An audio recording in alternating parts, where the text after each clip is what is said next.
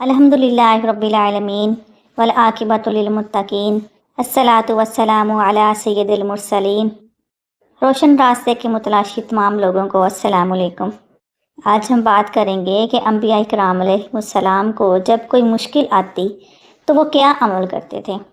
وہ کون سے وظائف تھے جن کا وہ سہارا لیتے اور اللہ کی رحمتیں پھر ان کا ساتھ دیتی اور اللہ تعالیٰ ان کو مشکلات سے نکالتا تھا۔ جو پہلی دعا میں آپ کو بتاؤں گی یہ وہ دعا ہے جو انبیاء کرام کا وظیفہ تھی۔ جب بھی کوئی مشکل پیش آتی تو انبیاء کرام اس کو اپنا وظیفہ بناتے اور اللہ کی طرف رجوع کرتے، اللہ پر بھروسہ کرتے اور اس پر کامل یقین سے یہ دعا کرتے۔ حضرت ابن عباس رضی اللہ تعالیٰ عنہ سے روایت ہے کہ حضور صلی اللہ علیہ وآلہ وسلم نے ارشاد فرمایا، جب ابراہیم علیہ السلام کو آگ میں ڈالا گیا تو انہوں نے یہ دعا پڑھی تھی،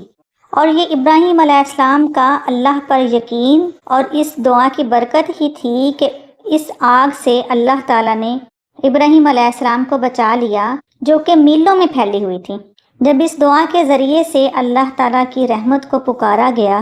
تو رب کریم نے اپنی کرم کی بارش برسائی اور یا نار کونی بردا و سلاما علی ابراہیم کا فیصلہ فرما دیا، اور آگ حضرت ابراہیم علیہ السلام کے لیے گلزار بن گئی۔ روایت ہے کہ یوسف علیہ السلام کو جب کنویں میں ڈالا گیا تو انہوں نے بھی اسی دعا کا سہارا لیا، اسی دعا کے ذریعے سے اللہ تعالیٰ کو پکارا تھا اور پھر اللہ تعالیٰ نے آپ کو ہر دکھ تکلیف سے بچایا،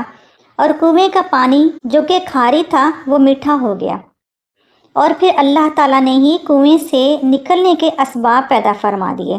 حضرت ابن عباس رضی اللہ تعالیٰ عنہ فرماتے ہیں کہ حضور صلی اللہ علیہ وآلہ وسلم بھی یہی کلمہ اس وقت پڑھتے تھے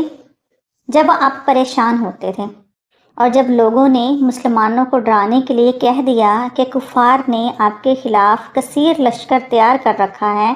لیکن اس بات نے لوگوں کا ایمان بڑھا دیا اور مومنین نے بھی یہی دعا پڑھی تھی۔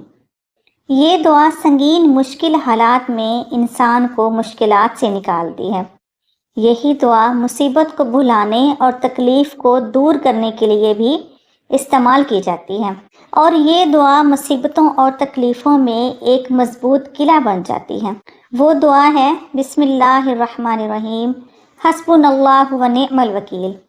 ہمارے لیے اللہ کافی ہے اور وہی بہترین کارساز ہے۔ نبی کریم صلی اللہ علیہ وآلہ وسلم اکثر یہ دعا پڑھا کرتے تھے۔ صحابہ اکرام یہ بھی بتاتے ہیں کہ جب حضور اکرم صلی اللہ علیہ وآلہ وسلم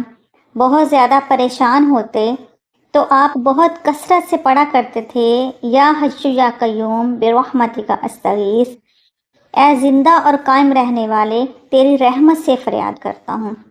جب حضور صلی اللہ علیہ وآلہ وسلم ان کلمات کے ساتھ اللہ سے مدد مانگتے تو اللہ کی رحمت بہت جوش میں آتی اور اپنے پیارے حبیب صلی اللہ علیہ وآلہ وسلم کی مدد کی جاتی اور ہر پریشانی سے آپ کو بچا لیا جاتا تھا۔ حضور صلی اللہ علیہ وآلہ وسلم کا ارشاد ہے، من اکثر الاستغفار، جو کہ بہت زیادہ استغفار کرے گا، جعل اللہ لہ من کل ہم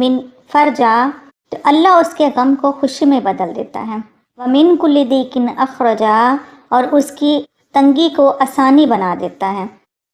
وَيَرْزُقْهُ مِنْ حَيْثُ لَا يَحْتَسِبُ، اور وہاں سے اسے رزق عطا کرتا ہے جہاں سے اس کا گمان بھی نہیں ہوتا۔ تو پریشانیوں اور مشکلوں سے بچنے کا ایک یہ بھی حل ہمیں حدیث سے پتہ چل گیا کہ زیادہ سے زیادہ استغفار کیا جائے۔ استغفار کرنے سے جہاں اللہ تعالیٰ خوش ہوتا ہے اور اللہ تعالیٰ ہمارے گناہوں کو معاف فرماتا ہے،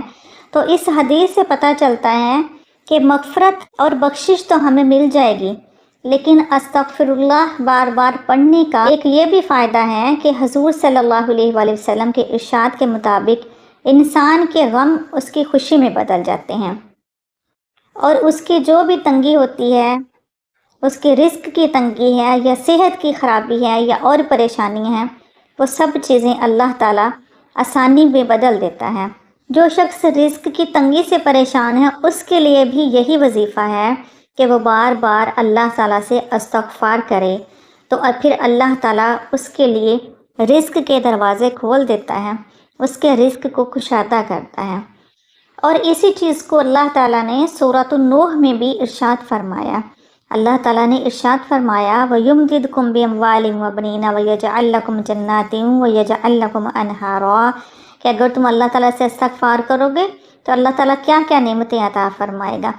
فرمایا کہ وہ تمہاری مدد کرے گا مال کے ساتھ اور بیٹوں کے ساتھ، اور تمہارے لیے باغات بنا دے گا اور نہریں جاری کر دے گا۔ تو ایک استغفار اتنے مسائل کا حل ہے کہ غم انسان کے خوشی میں بدل جاتے ہیں۔ اللہ تعالیٰ تنگیوں کو آسانیاں بنا دیتا ہے اور اللہ تعالیٰ رزق کی فراوانی دیتا ہے۔ اور سورۃ نوح کے مطابق یہ بھی پتہ چلتا ہے کہ جس کے پاس بیٹا نہ ہو یا اولاد نہ ہو تو اللہ تعالیٰ کے سامنے اگر وہ بار بار اپنے گناہوں کی معافی مانگے گا، یعنی استغفار کرتا رہے گا، تو پھر اللہ تعالیٰ اس کو اپنے کرم کے ساتھ اولاد عطا فرمائے گا، اور بیٹا مانگنے کی نیت سے اگر استغفار کرے گا تو اللہ اسے بیٹا عطا فرمائے گا۔ اور اگر کسی علاقے میں قحط پڑ گیا ہے تو اس علاقے کے لوگ اگر استغفار کرتے رہیں گے تو اللہ کی رحمت کے ساتھ قحط ختم ہو جائے گا، اللہ تعالیٰ بارش اور پانی کا انتظام فرمائے گا اور علاقے کی سختیاں تنگیاں خوشحالیوں میں بدل جائیں گی۔ اللہ تعالیٰ سے دعا ہے اللہ ہم سب کو بھی اپنے کرم کے ساتھ مشکلات سے نکالے اور مشکلات میں اللہ کی طرف ہمیں رجوع کرنے کی توفیق عطا فرمائے۔ وآخر دعوانا ان الحمد للہ رب العالمین۔